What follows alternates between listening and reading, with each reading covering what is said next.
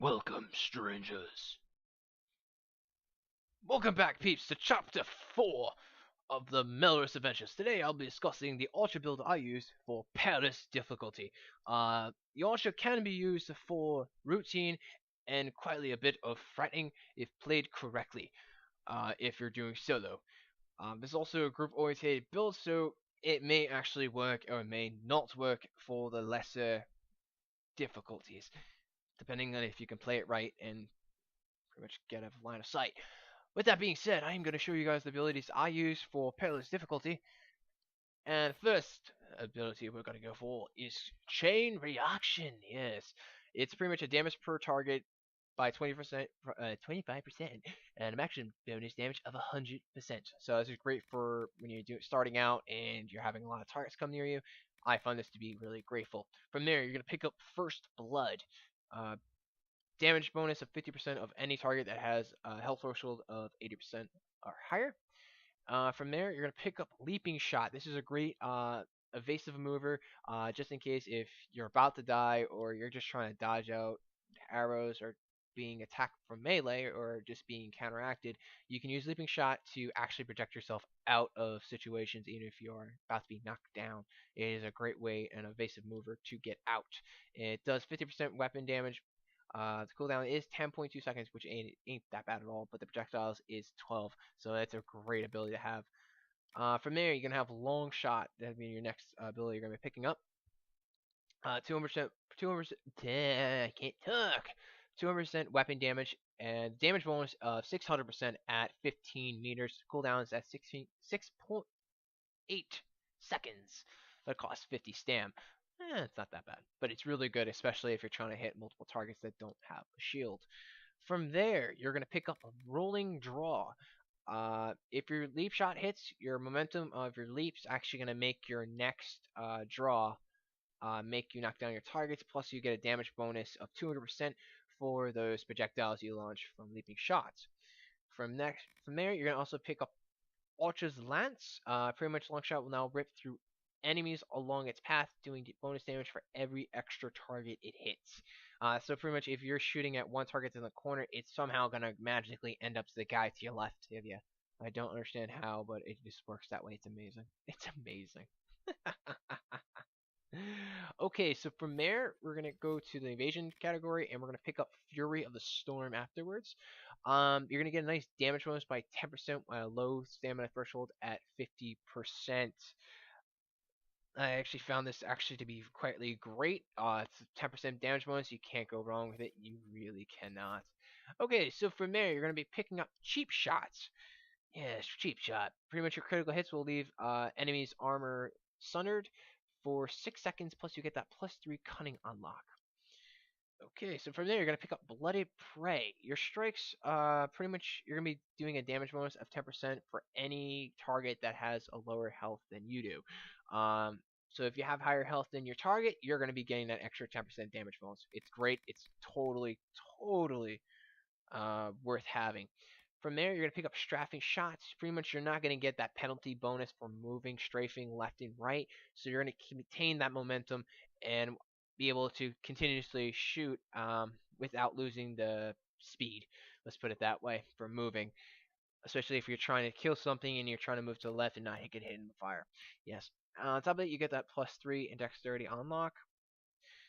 From there, you're going to pick up Gapes in the Armor. Pretty much your attacks slip past armor, your target's armor. So you're gonna be picking up 25 armor penetration plus 3 dexterity unlock. Oh my! From there, your last ability for your skill bar, Full Draw. Yes, this is probably one of the best abilities for targets at full health.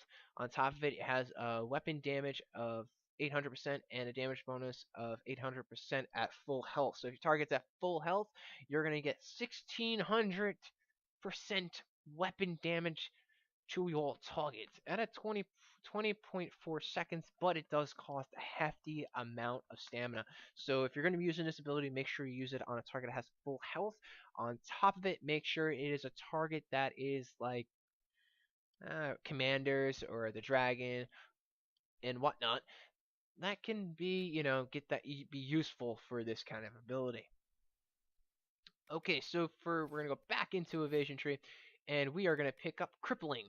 Attacks from behind slows them for a short period, so they pretty much attack a target from behind. They're gonna get a speed reduction of 50% for 3 seconds, but you get that +3 dexterity unlock. Unfortunately, you're gonna need this in order to get to the rest of these three traits. So from there, you're also gonna be picking up Sneak Attack. Yeah, Sneak Attack. When you target from a target's back or you flank them, you're going to be getting a critical hit chance of 27%. That's for me alone because of my crit.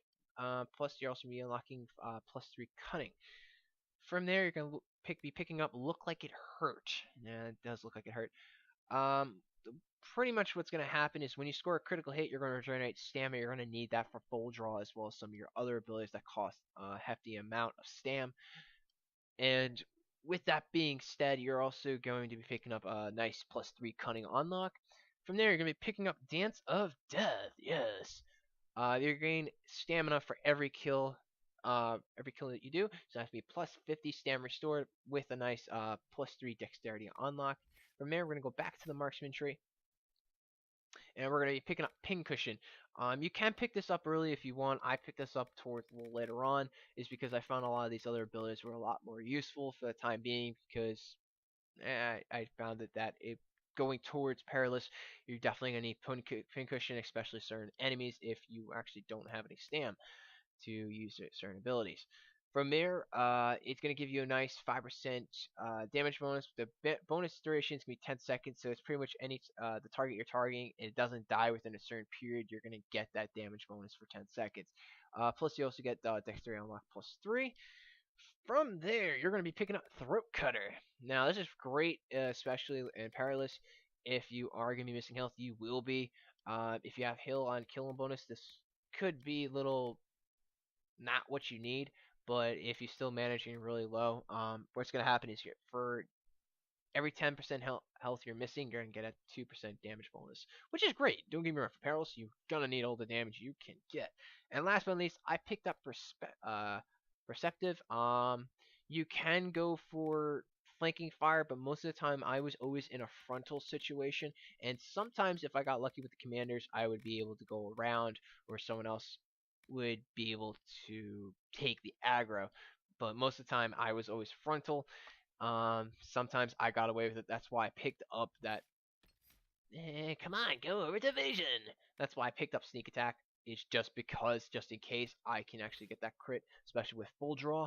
It is miraculous. It's beautiful. Okay, so from there, guys, I'm going to show you the gear I am using. A lot of people will be like, "Wow, you got that bow?" Yeah, I got the bow. Okay, so I sometimes use bow dragon, especially if I'm just going to be soloing, excuse me, on routine. But actually, anything that has a high amount of DPS per second is great. So I actually use Longbow Griffin. The reason why is I get a 42% attack, but on top of it, I get whenever I fire, I get three shots when attacking. So it's auto attacks, it's not my abilities. And it also comes with a nice chunk of, let's 11%. It's a nice decent chunk of armor penetration. So from there, for my gear, I actually went with superb cooldown to get those cooldowns down quickly as possible. I picked up Belt of Healing. I also picked up the Enhanced Ring of Explosion Shot because I use that a lot more, especially in Perilous Difficulty with the groups, the amount of group and clusters that they are, especially with those the kind of difficulty setting. And last but not least, I also picked up the 5% on heal and kill with combination of the Enhanced Belt of Healing. Especially if you're getting the kills and you're getting that stam and you just need that little extra health. Sometimes it works for you, sometimes it works because it kind of defeats the purpose of picking up that 10% health missing with 2% damage increase. But see, if you're really far down your health bar and you're trying to get those kills and whatnot, you can actually use that damage for you. But it's a 50-50 if you're into that kind of thing. All right, peeps, this is my Hunt Archer for Perilous Difficulty. All right, peeps, I will see you guys in the next chapter. Stay awesome.